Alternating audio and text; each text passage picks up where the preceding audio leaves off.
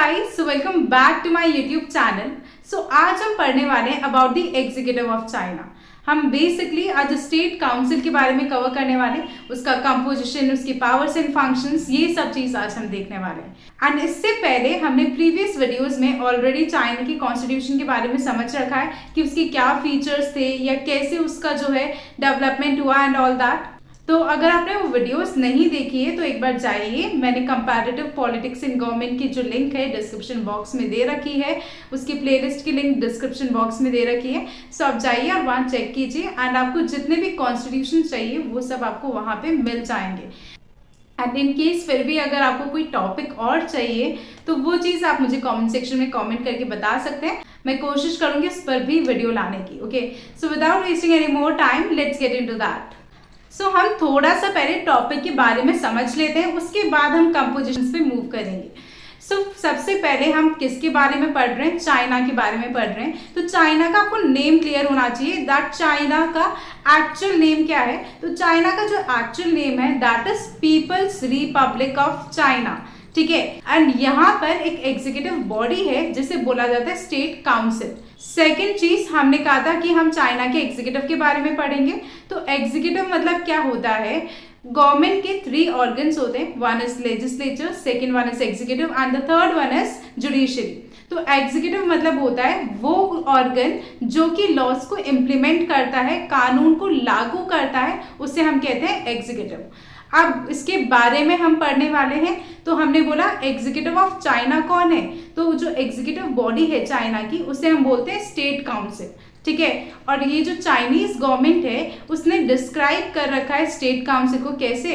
As central people's government, ठीक है। ये चीज यहाँ पे चाइनीज गवर्नमेंट ने डिस्क्राइब कर रखा है, किसको? स्टेट काउंसिल को। कैसे कर रखा है? सेंट्रल पीपल्स गवर्नमेंट से कर रखा है। नाउ अब इसको डिस्क्राइब करा गया कि ये जो स्टेट काउंसिल है ये सबसे इंपॉर्टेंट सेंटर है लॉज को एग्जीक्यूट करने के लिए, डिसीजंस को एग्जीक्यूट करने के लिए गवर्नमेंट के अंदर, और इसी वजह से ये हाईएस्ट एडमिनिस्ट्रेटिव ऑर्गन है ऑफ द स्टेट। अब यहाँ पर पॉलिटिकल साइंस में मैंने आपको बहुत बार बता रखा है कि पॉलिटिकल साइंस में स्टेट मतलब होता है नेशन से या कंट्री से। तो वहाँ पे चाइना का जो अगर हाईएस्ट एडमिनिस्ट्रेटिव ऑर्गन है तो that is the state council. तो ये तो हमने बहुत ही बेसिक इंट्रोडक्शन देखा about the executive of China और the state council.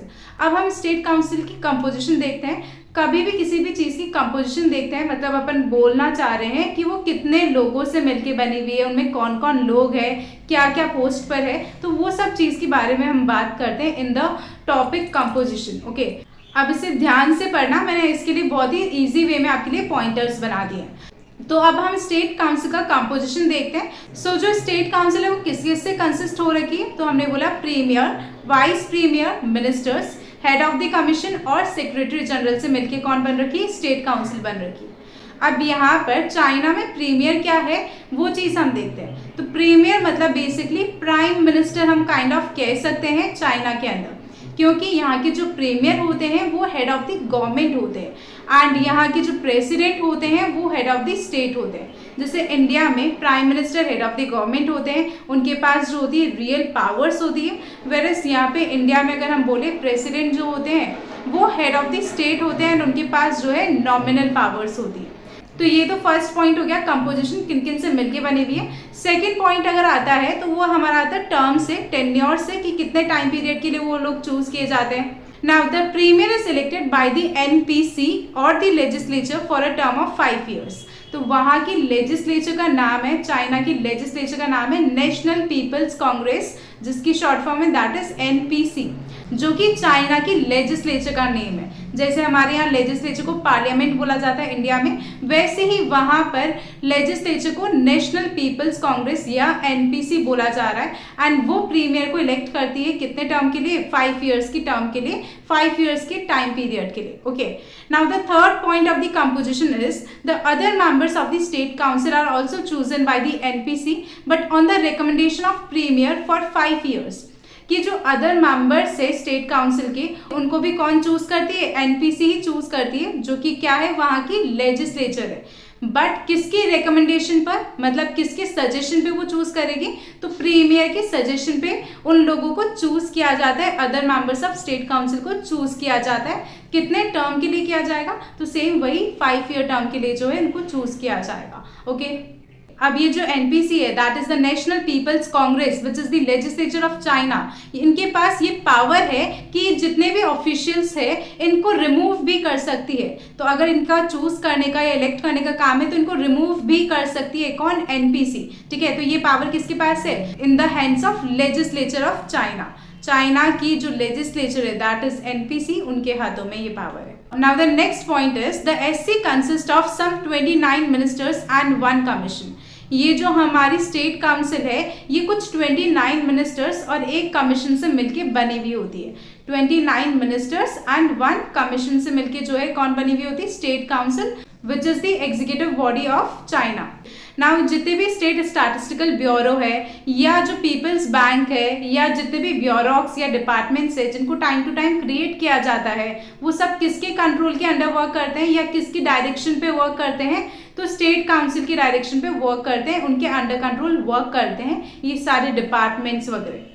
Now the next point is the premier, the 12 vice premier and the chairman of 8 general offices head the major ministries and coordinate the administration.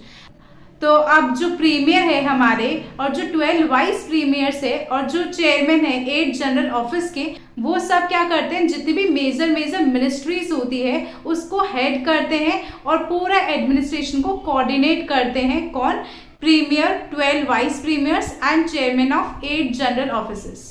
Okay, तो ये सब क्या करेंगे, जितने भी major ministries है उनको हेड करेंगे एंड कोऑर्डिनेट करेंगे एडमिनिस्ट्रेशन को। Now the last point is the SC as a whole meets infrequently, but the premier, vice premier and the chairman who form the inner cabinet must meet frequently.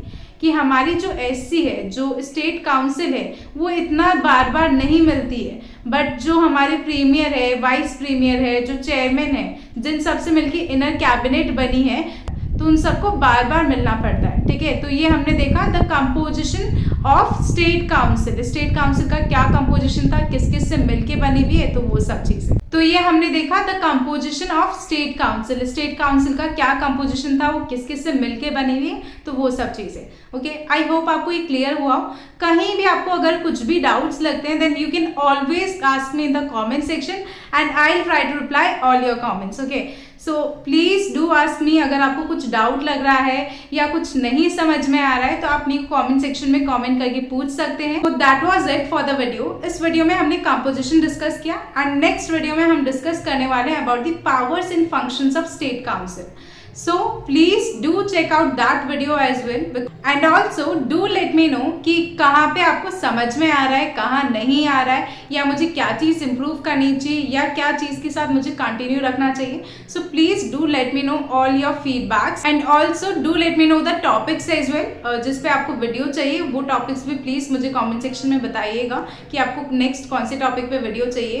And इस video से अगर आपकी थोड़ी बहुत भी conceptual clarity आती है then please hit that thumbs up button and also do subscribe to my YouTube channel for more videos like this and press that bell icon to get notified. So yeah, bye bye, take care.